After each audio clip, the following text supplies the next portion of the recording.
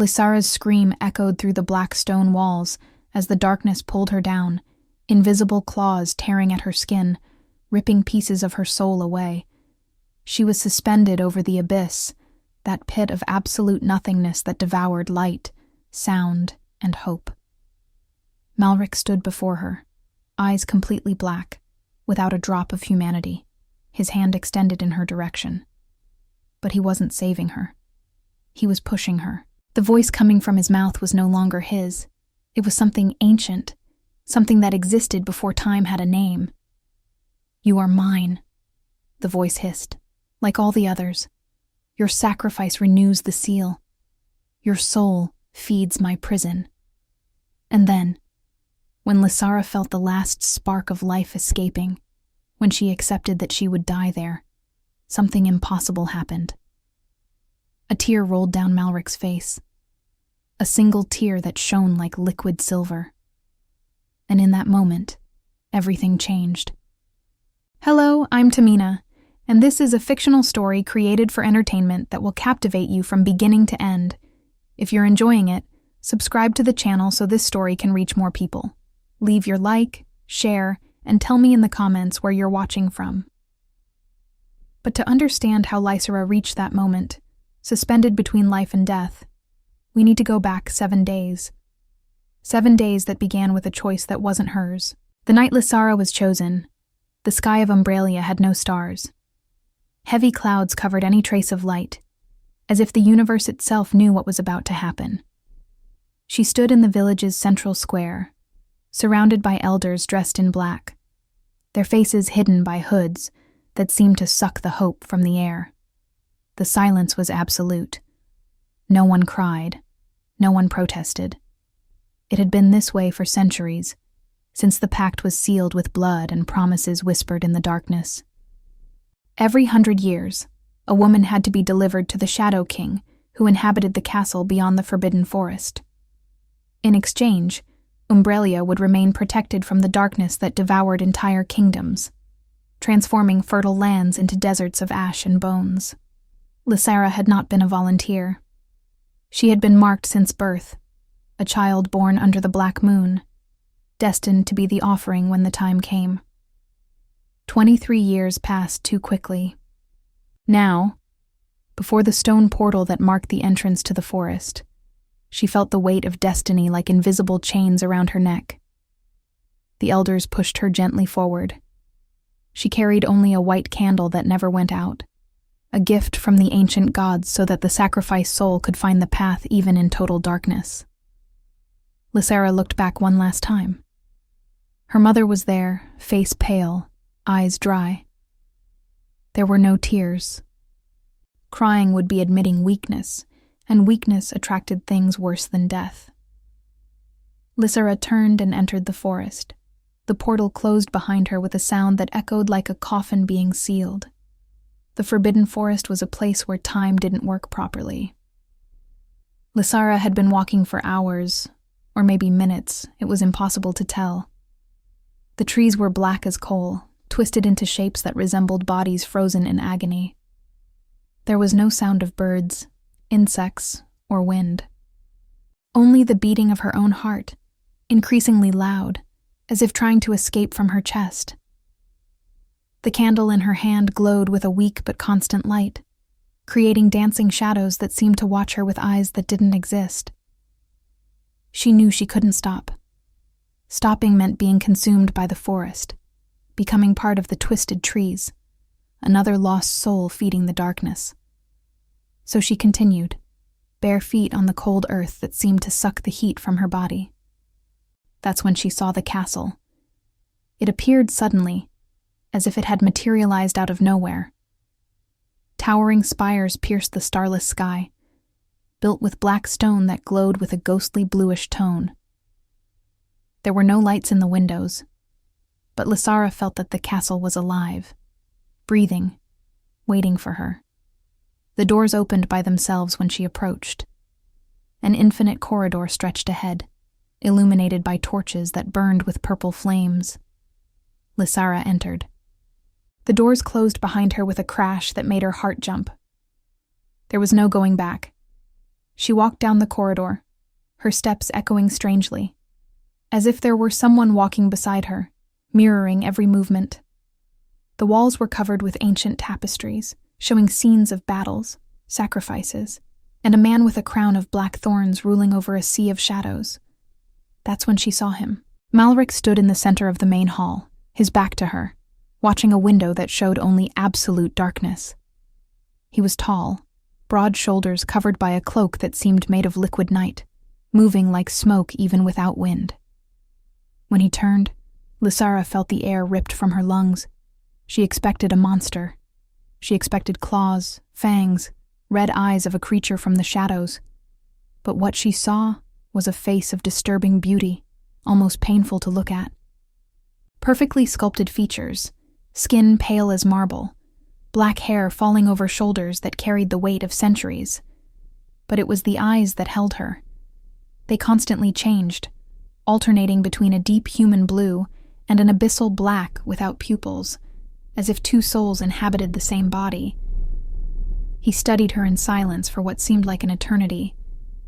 Then he spoke, and his voice was double, two overlapping tones, one human and tired, the other echoing from a place far beyond mortal comprehension. "You have 7 days," he said, each word weighing like stone. "After that, the darkness will decide." Lysara forced herself to lift her chin, refusing to show the terror running through her veins. "Why 7 days?" she asked, voice firmer than expected. "Why not now?" Something passed through Malric's eyes, something that could be mistaken for surprise or perhaps respect. "Because even darkness has rituals," he replied. "And because I need to be sure." "Sure of what?" Lysara insisted. He turned back to the window. "That you are what they say you are. That your sacrifice will be worth it. Or that it won't be." Before she could respond, shadows materialized around her, gentle but firm, guiding her out of the hall. Lysara was taken to a room at the top of one of the towers, not understanding what Malric meant by those words. But one thing was certain. Something about her had caught his attention. And that could save her, or condemn her even faster. The room was surprisingly luxurious, with a huge bed covered in black silk sheets, a fireplace where purple flames danced without consuming wood, and a wide window showing the infinite forest below. She approached the window, testing if she could open it. She couldn't. The glass was cold as ice and solid as rock. She was trapped. But strangely, she didn't feel in immediate danger. The room was comfortable, almost welcoming, if she ignored the fact that she was in a castle ruled by a creature that would probably kill her in less than a week. She explored the space and found a wardrobe full of dresses, all in shades of gray, black, and deep purple. There was also a table with fresh fruit, warm bread, and red wine in a crystal pitcher. Lysara hesitated. Would it be poisoned? But the hunger was real, and if Malric wanted to kill her, he wouldn't need poison. She ate slowly, each bite revealing flavors she hadn't experienced in years. The village lived on basic rations, saving the best for the elders and warriors. Here, alone in a tower of a cursed castle, she ate like a queen. The irony didn't go unnoticed. When she finished, she explored more of the room and found a side door leading to a small library. The shelves were full of old books, bound in black and dark red leather. She picked one randomly and opened it. The pages were covered with elegant writing, a diary. The first entry was dated 200 years ago. "My name was Seraphine," the first line said. "I was brought here as a sacrifice, just like you who are reading this now. I thought I would die on the first day. But he gave me time. 7 days, he said. I didn't understand why. Now, on the 6th day, I'm beginning to understand. He doesn't want to kill. He needs to. And that need destroys him as much as it destroys us." Lysara turned the pages quickly, heart racing. The diary continued, detailing each day of Seraphine in the castle. She described Malric as someone trapped between two worlds, fighting against a darkness that slowly consumed him. On the 7th day, the last entry was short. Today he came to me. His eyes were completely black. He asked for forgiveness before touching my face. I felt no pain, only cold. And then, nothing. The diary ended there. Lysara closed it, hands trembling. So that's how it would end. In 6 days, Malric would come to her, ask for forgiveness, and consume her. She would be just another soul feeding the curse that kept him trapped in that place. But something in the diary bothered her. Seraphine had written that he didn't want to kill, that he needed to. What did that mean? What kind of curse would force someone to consume innocent lives? Lysara spent the night reading other diaries she found hidden on the shelves. There were dozens of them, each from a different woman, each brought as a sacrifice over the centuries. All told similar stories. Malric never tortured them, never touched them with cruelty.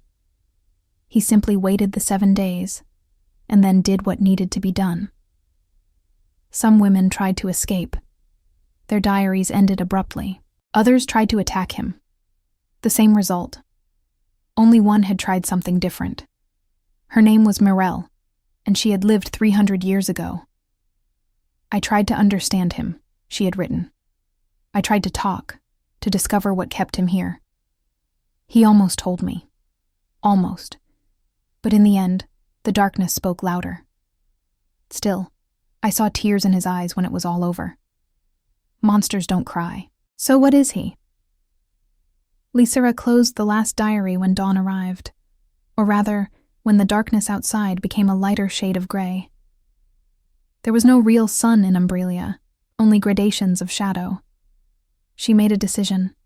If she only had 7 days, she wouldn't waste them with fear. She would discover the truth about Malric, about the curse, and perhaps, just perhaps, find a way to break the cycle. On the 2nd day, Lysara decided to explore the castle. The doors to her room weren't locked, she discovered. She could leave freely. This surprised her. Why would a prisoner have freedom? Unless there was nowhere to escape to. The castle's corridors were labyrinths of black stone and purple torches. She passed through empty halls with tables set for banquets that would never happen, enormous libraries with thousands of dust-covered books, and galleries full of portraits. The portraits caught her attention. They all showed the same man, Malric, but in different eras.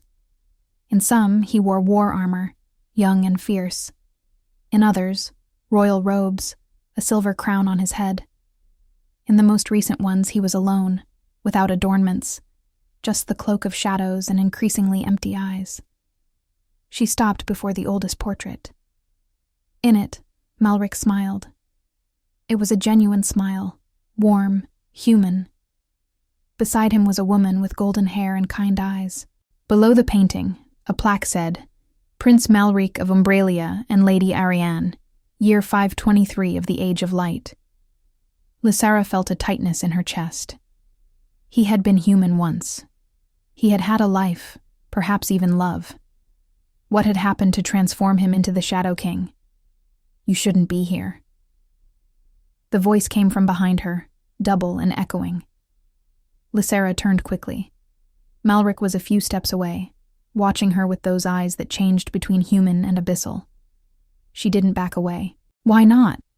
The doors were open. Open doesn't mean welcome, he replied. But there was no anger in his voice, only weariness. Lysara pointed to the portrait. Who was she?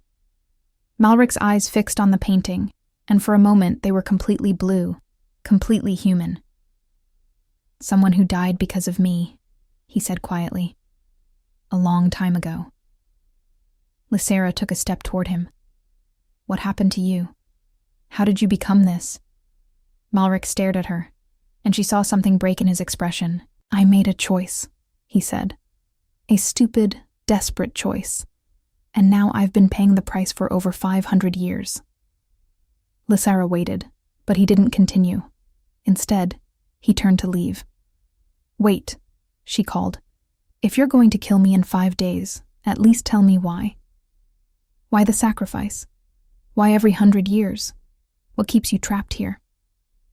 Malric stopped, back still turned. "Do you really want to know?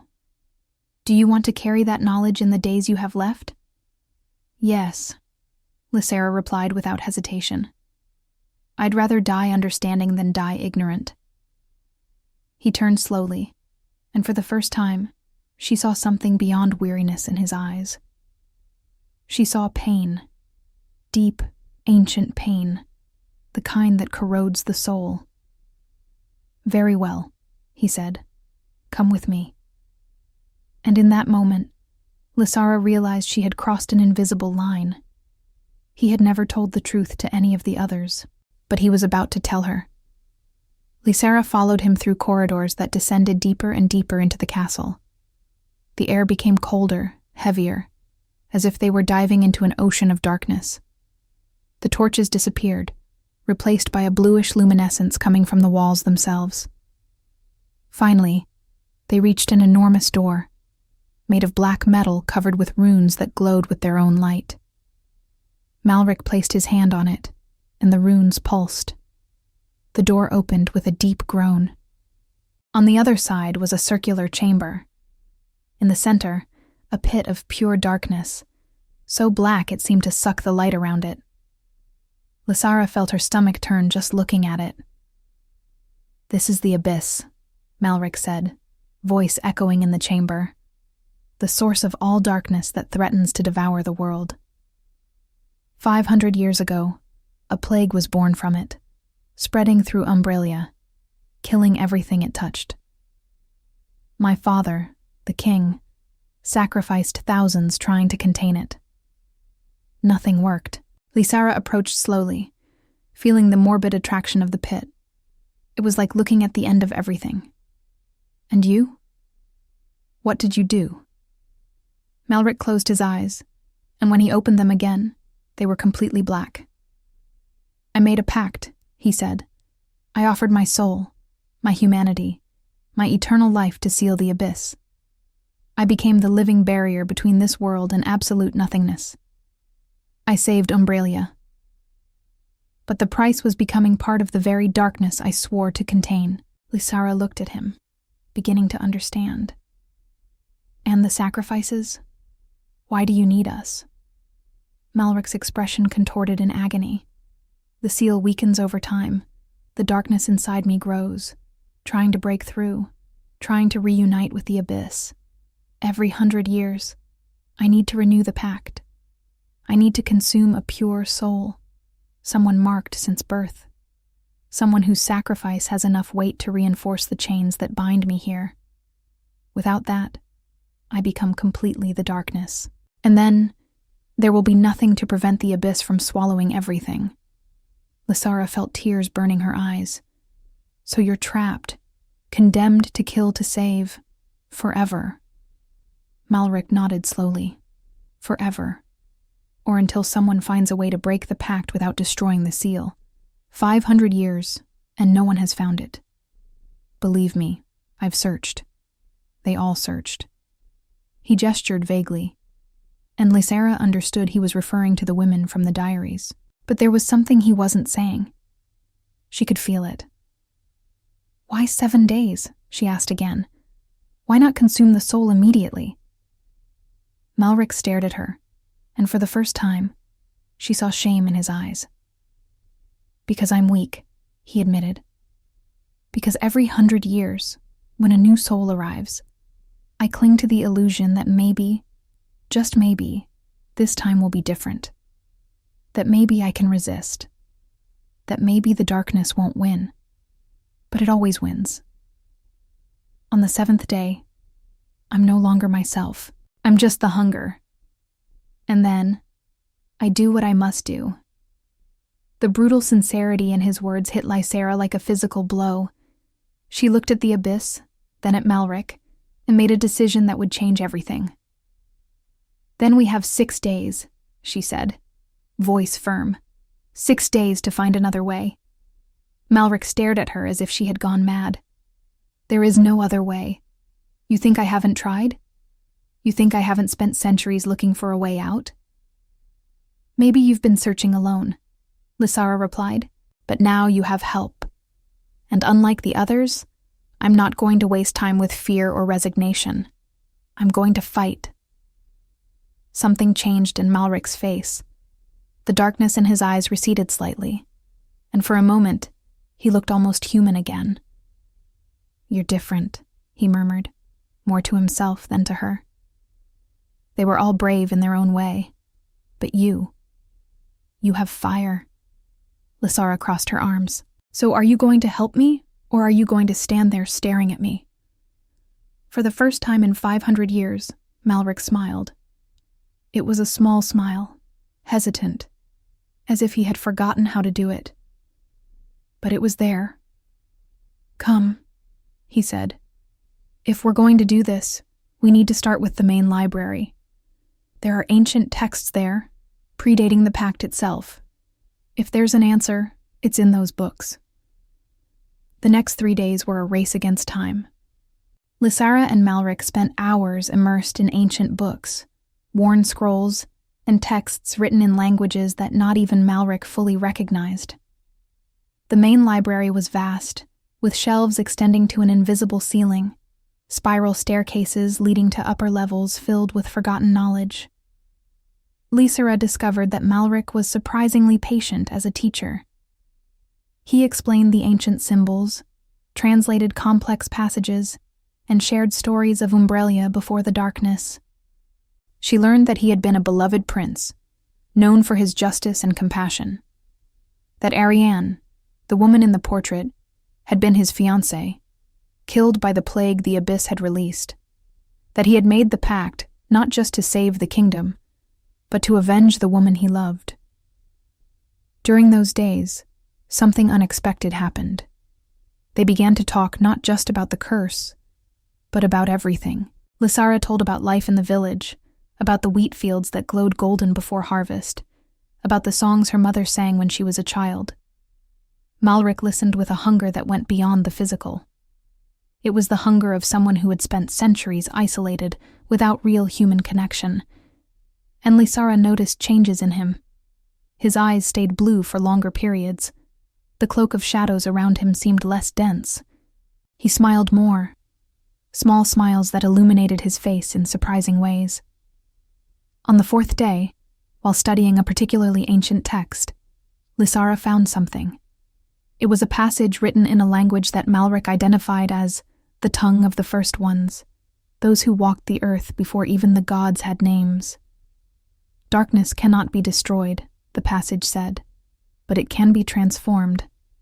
What is consumed can consume. What is bound can free. 2 hearts beating as one can carry what one alone cannot.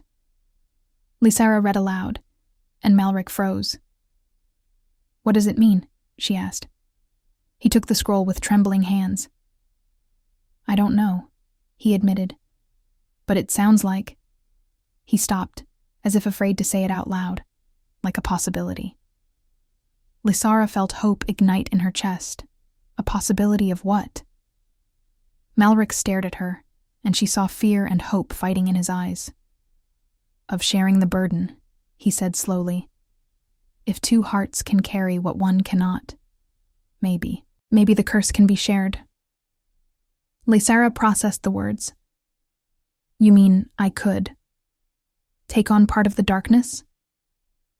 Malric nodded, but quickly shook his head.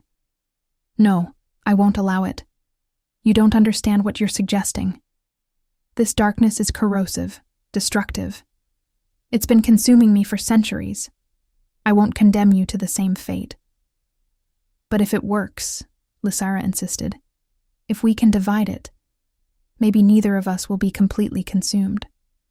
Maybe we can maintain each other's humanity. It's a chance, Malric. The only one we have. Malric stepped away, running his hands through his hair in frustration. You don't know what you're asking. The pain, the loneliness, the constant fight against the hunger. I've lived this for 500 years. I can't. I won't. make you go through the same. Lysara stood and went to him, placing her hand on his arm. For the first time, she touched him voluntarily. Malric froze, looking at her hand as if it were the most precious thing in the world. "You've carried this alone for too long," she said softly. "Let me choose. Let me help." "It's not fair," he whispered, and she saw tears shining in his eyes. "You deserve to live. You deserve to be free. And you deserve not to be alone," Lysara replied. "Besides, it's not like I have many options. In 3 days you consume me anyway. At least this way, there's a chance we both survive." Malric stared at her for a long moment. Then, slowly, he covered her hand with his. It was the first time he had touched her since she arrived. His skin was cold, but not unpleasantly so. It was like touching marble warmed by moonlight. "If we do this," he said, voice hoarse, "there's no going back. You'll be bound to me, to the darkness, to this place, forever." Lysara smiled, and it was a genuine smile, without fear. "Then you'd better be good company." For the first time in 500 years, Malric laughed. It was a low sound, rusty, but real. And in that moment, something in the castle changed. The purple flames in the torches became clearer, almost white. The heavy air seemed lighter. And in the forgotten garden at the back of the castle, where nothing had grown for centuries, a single black crystal flower began to sprout. The next 2 days were dedicated to preparing the ritual. Malric found fragmented instructions in various ancient texts, pieces of knowledge that together formed a possible path. The ritual required blood, will, and above all, true consent. There could be no doubt, no hesitation. Both needed to choose freely, or the darkness would consume them both. Lysara had no doubts. With each hour she spent with Malric, she saw more of the man beneath the curse. He was kind, despite centuries of loneliness. He was wise, despite the pain. And there was a vulnerability in him that touched something deep in her heart. She realized, with surprising clarity, that she was beginning to care for him. Not just as someone who needed salvation, but as someone she wanted to know, understand, be close to. Malric, in turn, was visibly changing. He spoke more, smiled more, and the darkness surrounding him was definitely weaker. Lysara noticed that he watched her when he thought she wasn't looking, an expression of admiration and something deeper in his eyes. On the night of the 6th day, while reviewing the final preparations, Malric suddenly stopped. "Lysara," he said, voice serious, "I need you to understand something. If we do this tomorrow, you'll no longer be completely human. Part of the darkness will live in you. You'll feel the hunger, the pull of the abyss, and you'll be bound to me in ways I don't even fully understand." Lysara stared at him. "Are you trying to make me give up?" "I'm trying to be honest," he replied. "You deserve to know exactly what you're choosing." Lysara approached him, so close she could feel the cold emanating from his body. "I know exactly what I'm choosing," she said. "I'm choosing to fight. I'm choosing hope. And I'm choosing you." The last words came out before she could stop them, but as soon as they were said, she realized they were true. In 6 days, against all logic, she had developed feelings for this cursed man. Malric stared at her, eyes wide with shock. "Lysara," he whispered, and there was so much weight in that name, so much emotion, that she felt tears burning. "You can't. You shouldn't. I'm a monster. You're a man," she corrected. "A man who made an impossible sacrifice and paid a terrible price. A man who deserves a second chance." Malric closed his eyes, and when he opened them again, they were shining with unshed tears. "I don't deserve you," he said, "but I'm too selfish to let you go." Lysara smiled through her own tears. "Then don't let me go." Malric raised his hand slowly, hesitant, and touched her face. His fingers were cold but gentle, tracing the line of her jaw with a reverence that made her heart race. "If we survive this," he said quietly, "I'll spend the rest of eternity trying to be worthy of your choice." "You already are," Lysara whispered. And then, because the moment called for it, because 6 days of talking and sharing and understanding had built something real between them, she leaned in and pressed her lips against his. The kiss was soft, hesitant, as if both were afraid of breaking the moment. Malric's lips were cold but warmed under hers. He pulled her closer, one hand on her face, the other on her back, as if she were the most precious thing in the world. And in that kiss, something changed fundamentally. Lysara felt a connection form, tenuous but real, like a thread of light connecting their hearts. When they separated, both were breathless. Malric's eyes were completely blue, more human than she had ever seen. And around them, the castle seemed to breathe with renewed life. The shadows receded, the torches shone brighter, and in the forgotten garden, more crystal flowers began to sprout.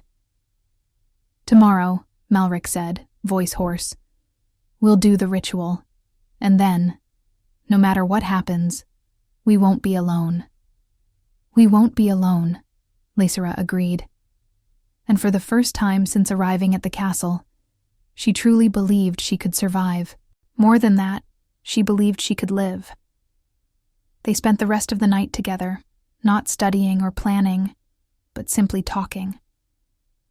Malric told stories of Umbralia before the darkness, of festivals with music and dance, of flowered fields and crystalline rivers.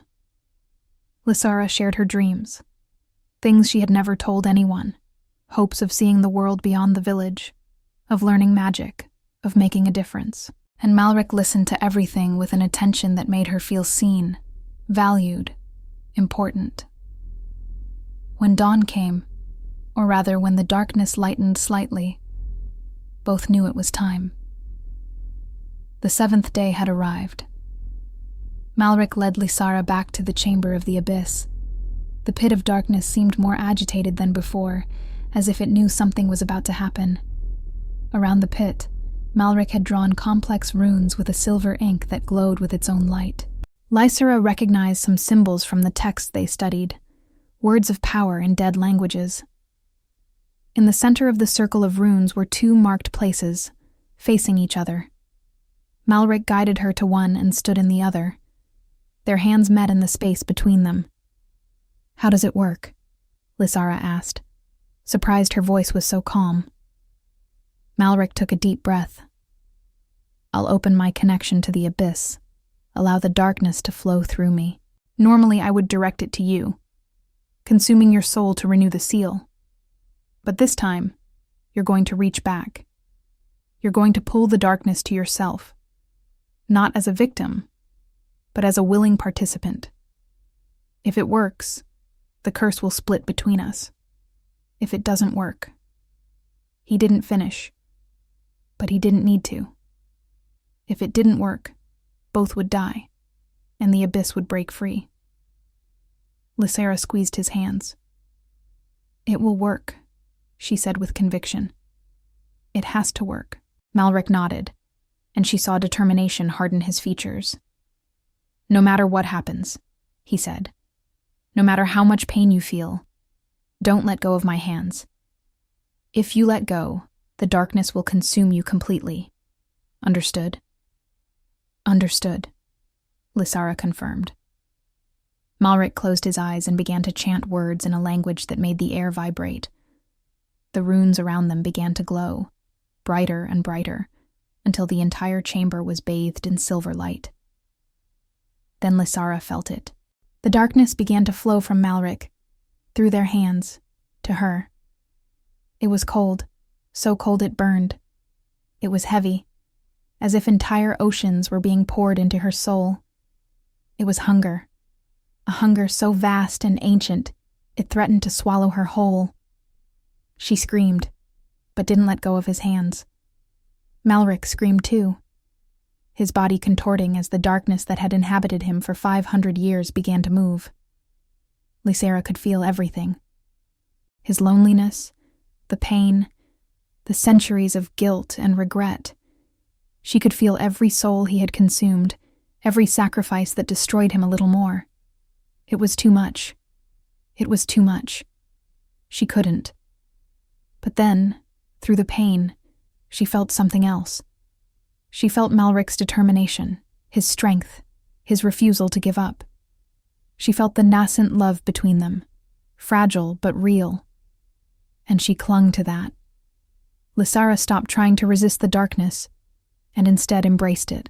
She pulled it to herself consciously, willingly, not as a victim, but as a guardian, and something incredible happened. The darkness, upon finding acceptance instead of fear, began to change. It was still cold, still heavy, but it was no longer just destructive. It was power. It was protection. It was the strength needed to keep the abyss sealed. And divided between two, it was bearable. Lysara's scream changed from agony to something more, a mixture of pain and triumph.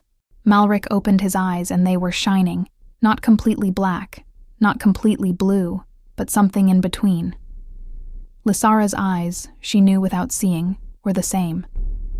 The silver light of the runes exploded, blinding and absolute. Lysara felt something break inside her, and then reform, different, stronger. The connection between her and Malric, that tenuous thread that had formed with the kiss, was now a chain of steel, unbreakable and eternal. She could feel him, not just physically, but on a deeper level. She could feel his heart beating in sync with hers. She could feel his thoughts, his emotions, his essence. And he could feel hers. When the light finally dimmed, both fell to their knees, still holding each other's hands. Lysara was panting, every muscle trembling. But she was alive. More than alive, she was transformed. Malric pulled her into his arms, and she clung to him, both trembling with the magnitude of what had just happened. "It worked," he whispered, voice full of wonder and disbelief. "By all the ancient gods, it worked." Lysara laughed, a sound half hysterical, half relieved. "I told you it would work." Malric pulled her away enough to look into her eyes. What he saw there made him smile, a genuine and brilliant smile that completely transformed his face. "You're extraordinary," he said. "Absolutely extraordinary." Lysara touched his face, marveling at the warmth now emanating from his skin. He was still pale, still had that supernatural beauty, but there was color in his cheeks, life in his eyes. "We are extraordinary," she corrected. "Together." "Together," Malric agreed, and kissed her again, this time without hesitation, without fear, just pure joy and relief. But the celebration was interrupted by a sound that made both freeze, a deep roar coming from the abyss. They turned to the pit and saw the darkness inside churning violently, like a caged animal enraged. "What's happening?" Lysara asked, feeling fear grip her stomach. Malric stood, pulling her with him. "The abyss is testing the new seal," he explained, trying to find weaknesses. "Normally I would have to face it alone, prove that the seal is still strong. But now we're two," Lysara finished, understanding. She could feel the darkness inside her responding to the abyss's agitation, recognizing it as part of herself. And for the first time, instead of fear, she felt power. "Together," Malric said, extending his hand. Lysara took it without hesitation. They turned to the abyss, side by side, and when the darkness rose from the pit like a giant wave trying to swallow them, they didn't back away. Instead, they raised their free hands, and the darkness inside them responded. Light and shadow exploded from their palms, meeting the wave from the abyss in the air. There was a moment of struggle, power against power, will against will. Lysara felt the abyss's hunger trying to seduce her, promising unlimited power if she would just surrender. But she had something the abyss would never understand. She had choice. She had love. She had Malric. And together, they were stronger than the darkness could ever be alone. The wave from the abyss broke against their combined defense and receded, defeated. The roar diminished to a frustrated whisper, and then silence. The pit returned to its normal state, dark and quiet, but contained. Lysara and Malric lowered their hands, both panting, but victorious. "It worked," Lysara said, still barely believing. "It really worked." Malric turned her to him, hands on her shoulders. "Do you understand what this means? The seal is stronger now than it's been in centuries. Divided between us, fed by choice instead of sacrifice, it's almost unbreakable." Lysara smiled, feeling tears of relief streaming down her face. "So you don't need more sacrifices? You don't need to consume more souls?" Malric shook his head, and she saw tears in his eyes too. "No. The cycle is broken. Umbrelia is safe, and I'm finally free." "Not completely free," Lysara reminded him gently. "We're still bound to the abyss. We still have to protect the seal." Malric smiled through the tears. "But I'm not alone, and that makes all the difference." He pulled her into a tight embrace, and Lysara allowed herself to melt into him, feeling the connection between them pulse with warmth and light. They stayed like that for a long time, just holding each other, processing the magnitude of what they had achieved. Finally, Malric pulled away and took her hand. "Come," he said. "There's something I want to show you." He led her through the castle, up spiral staircases, through corridors that now seemed less oppressive, until they reached a door Lysara hadn't seen before. Malric opened it, revealing a garden. But it wasn't the dead and frozen garden she had seen before. This one was alive. Black and white crystal flowers grew in profusion, their petals glowing with soft light. There were trees with silver leaves, fountains with crystalline water, and the air was full of a sweet and comforting perfume. "It's beautiful," Lysara whispered, amazed. Malric guided her to the center of the garden, where a single tree stood, larger and more magnificent than all the others. Its leaves were silvery white, and its branches extended like welcoming arms. "This was the tree of life of Umbrelia," Malric explained. "When I made the pact, it died, just like everything else in this place. But now..." Lysara looked closer and saw green shoots emerging from the branches. The tree was coming back to life, "Just like you," she said softly. Malric nodded. "Just like me. Just like us." He turned to her, taking both her hands. "Lysara, 500 years ago, I made a choice that condemned me to loneliness and darkness. Today, you made a choice that gave me hope and light. I don't have words to express what that means to me." Lysara squeezed his hands. "You don't need words. I can feel."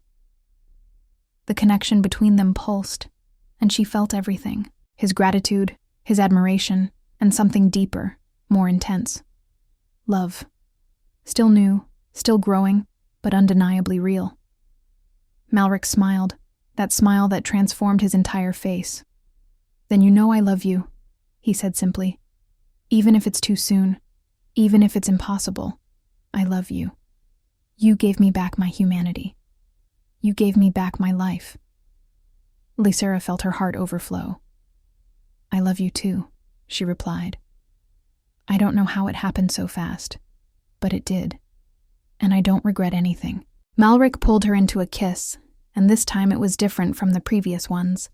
It was deep, passionate, a promise and a celebration at the same time. When they separated, both were smiling. "So what do we do now?" Lysara asked. "We have all of eternity ahead of us." Malric looked around the garden, then back at her. "First," he said, "we're going to restore this place. We're going to bring life back to the castle, light back to Umbralia. And then... Then what? Lysara encouraged. Malric smiled, a mischievous glint in his eyes that she had never seen before. Then we're going to live. We're going to explore, learn, love. We're going to do everything I couldn't do for the last 500 years. And we're going to do it together. Together, Lysara agreed, and sealed the promise with another kiss. In the days and weeks that followed, the castle began to change. The oppressive darkness receded, replaced by a soft luminosity. The purple torches became white and golden. The empty halls began to fill with life, not with people yet, but with plants, flowers, and even small animals that found their way through the forbidden forest, attracted by the new energy of the place. Lysara and Malric worked side by side, using their connection to the darkness, not to destroy, but to create. They learned to shape shadows into useful forms, to use the power of the abyss to heal instead of hurt. And with each day, the connection between them grew stronger, deeper. They weren't just lovers, but true partners, two halves of a whole. One day, while working in the garden, Lysara had an idea. What if we went back to the village? She suggested. What if we showed them that the Shadow King is no longer a threat? That the sacrifice is no longer necessary? Malric hesitated. They'll fear me. They'll hate me for what I did. Maybe, Lysara admitted, but they deserve to know the truth. And maybe with time they can forgive. Malric considered for a long moment, then nodded. If you think we should, then let's go. But let's go together. Always together, Lysara confirmed. The journey back to the village was surprisingly easy. The forbidden forest, sensing the change in its guardians, opened a path for them. The twisted trees seemed less threatening, and there were even sounds of birds, something Lysara had never heard there before. When they reached the stone portal that marked the entrance to the forest, Lysara stopped. Are you ready? Malric asked, sensing her hesitation through the connection. Lysara took a deep breath. I am. They crossed the portal together, hands intertwined. On the other side, the village was exactly as Lysara remembered. Simple houses, cultivated fields, people living their lives under the eternally clouded sky of Umbralia. The first person to see them was a child, a boy of perhaps 8 years old. He stopped, eyes wide, and then ran screaming. The Shadow King! The Shadow King is here! In minutes, a crowd gathered, elders at the front, warriors with weapons drawn. Lysara's mother was there, face pale with shock at seeing her daughter alive. Lysara stepped forward, placing herself between Malric and the weapons. Lower your weapons, she ordered, voice firm. He's not a threat. One of the elders, an old man named Theron, spat on the ground. He's the Shadow King. He's consumed hundreds of our daughters. And you, Lysara, should be dead. I should be, Lysara agreed. But I'm not, because we found another way. The curse is broken. There will be no more sacrifices. Murmurs of disbelief ran through the crowd. Impossible, Theron declared. The pact is eternal. It cannot be broken. Malric finally spoke, voice echoing with power, but without threat. The pact wasn't broken. It was transformed. I'm no longer the Shadow King alone. We're two guardians now, and the seal is stronger than ever. Umbralia is safe, safer than it's been in 500 years. Prove it, another elder demanded. Prove the threat is over. Lysara looked at Malric, who nodded. Together, they raised their hands. Shadow and light flowed from them, intertwined, creating shapes in the air. They showed the abyss, the seal, the transformation of the curse.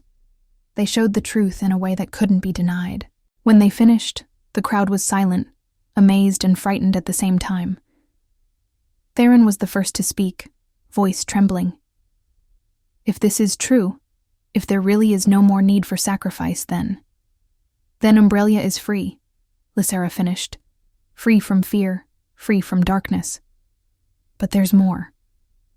She looked at Malric, who understood. Together, they began to channel energy, not from the abyss, but from the renewed life of the castle. Golden light flowed from them, spreading through the village, touching every person, every plant, every stone. And where the light touched, things changed. The clouds above began to separate, revealing for the first time in 500 years a blue sky. The sun, a real sun, shone through the openings, bathing the village in warmth and light that no one alive had ever experienced. People began to cry, falling to their knees, faces raised to the sky in wonder and joy. Plants that had grown pale and weak suddenly exploded in vibrant colors. Flowers bloomed. Trees that were dying straightened, green leaves sprouting from dry branches. It was a miracle. And all because two people chose love instead of fear, union instead of sacrifice. Lysara's mother was the first to approach. She looked at her daughter, tears streaming down her face. "Are you really okay?" she asked, voice breaking. "I am, Mother," Lysara replied, embracing her. "I'm more than okay. I'm alive, and I'm happy." Her mother hugged her tightly, then stepped back to look at Malric. He was tense, clearly expecting rejection or anger. But Lysara's mother simply bowed her head. "Thank you," she said, "for sparing my daughter, for saving us all." Malric looked shocked, but returned the gesture. "Don't thank me," he said. "Thank her. Lysara is the one who had the courage to believe there was another way." Slowly, others began to approach, some still fearful, but many with gratitude. Theron, the elder, finally bowed. "Forgive us, King Malric," he said. "Forgive us for not seeking another solution, for accepting sacrifice as inevitable." Malric helped the old man up. "There's nothing to forgive," he said. "You did what you thought necessary to survive. Just as I did. But now, we can all choose a different path." And so began a new era for Umbralia. Lysara and Malric didn't return to live in the isolated castle. Instead, they opened its doors, transforming it into a place of learning and healing. People from the village came to study the ancient texts, learn about magic and history. Malric, free from the loneliness that had consumed him for centuries, proved to be a patient and wise teacher. Lysara became a bridge between the castle and the village, using her humanity and her connection to the darkness to help both sides understand each other. Together, they trained others to help maintain the seal, creating an order of guardians that would ensure no one would ever have to carry the burden alone again. Years passed, and Umbralia flourished like never before. The sun shone regularly now. Harvests were abundant, and people lived without the constant fear that had haunted them for centuries. And at the center of it all, Lysara and Malric remained, immortal and unchanging, their love growing deeper with each passing day. There were challenges, of course. The abyss occasionally tested the seal, and there were moments when the darkness inside them threatened to grow too strong. But together, they always found balance. When Lysara felt the hunger becoming too intense, Malric anchored her with his recovered humanity. When Malric struggled with the guilt of his past, Lysara reminded him of the good they were doing in the present. They were, in every sense, two halves of a whole. Decades became centuries. Lysara saw her mother age and die, then her friends, then entire generations of people she had known. It was painful, but Malric was always there, understanding the pain of immortality in a way no one else could, and together they found purpose in guiding each new generation, in ensuring Umbralia remained safe and prosperous. The castle garden grew to become a wonder known throughout the kingdom. The tree of life, fully restored, became a symbol of hope and renewal. Couples came from far away to make their vows under its branches, believing the tree would bless their unions with the same eternal love that Lysara and Malric shared. And perhaps it did, because their love wasn't common. It was a love born of sacrifice, forged in darkness, and tempered by choice. It was a love that transformed curses into blessings, death into life, despair into hope. It was, in every sense, a legendary love. One night, centuries after that fateful seventh day, Lysara and Malric stood in the garden, under the tree of life. The full moon shone above, silver and beautiful, so different from the black moon under which Lysara had been born. "Do you regret it?" Malric asked suddenly. "Choosing this? Giving up a normal life?" Lysara looked at him, at the man she loved more than anything, and smiled. "Not for a moment," she replied. "This life, this eternity with you, is worth more than 1,000 normal lives." Malric pulled her into his arms, kissing her hair. "I love you," he murmured. "Yesterday, today, tomorrow, forever. I love you." "Forever," Lysara agreed. And in that moment, under the tree they brought back to life, surrounded by the garden they created together, she knew with absolute certainty that she had made the right choice. She had been offered as a sacrifice to the Shadow King. But instead of death, she found life. Instead of darkness, she found light. And instead of an end, she found a beginning that would never end. Because true love, love born of sacrifice and choice, knows no end. It only grows, deepens, becomes stronger with each passing day. And Lysara and Malric had all of eternity to prove it. Their story became legend in Umbralia.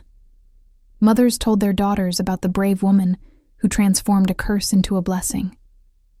Fathers told their sons about the king who found redemption through love.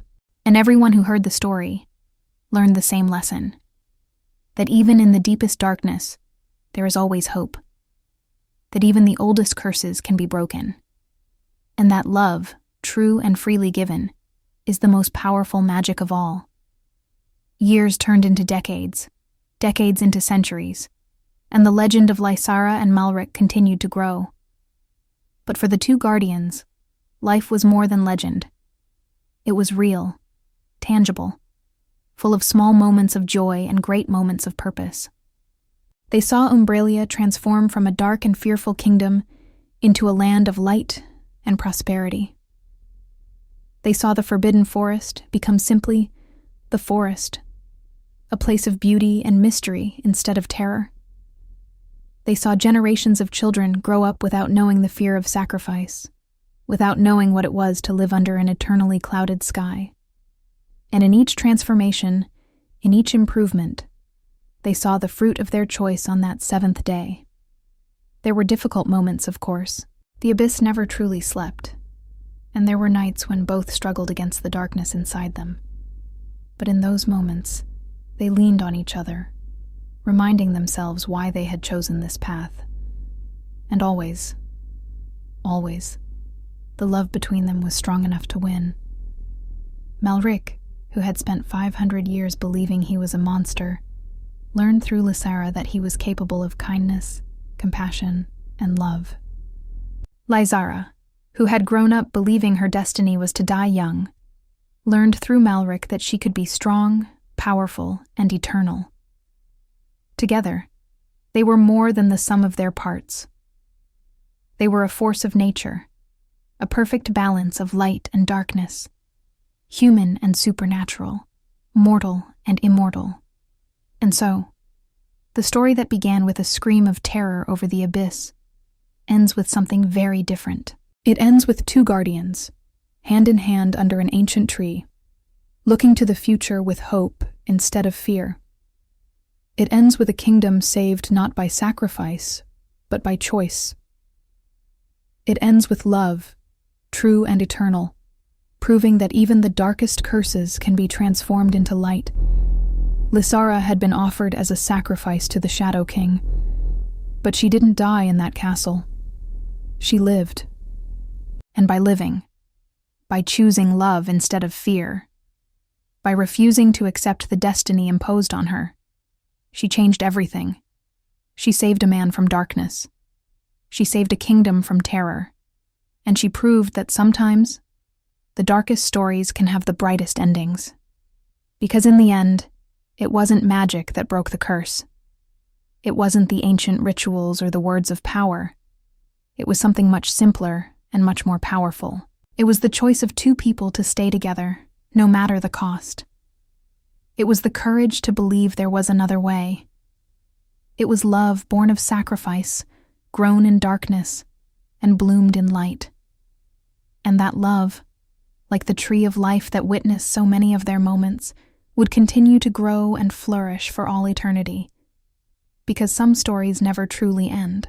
They just continue, chapter after chapter, generation after generation, proving repeatedly that love, when true, when freely chosen, when given without reservation, is the most powerful force that exists. And so, under the clear sky of Umbralia, surrounded by the garden they created and the life they saved, Lysara and Malric continued their story. A story without end. A story of eternal love. A story that proves that even when everything seems lost, even when darkness seems invincible, there is always hope. There is always a choice. And sometimes, just sometimes, that choice can change everything.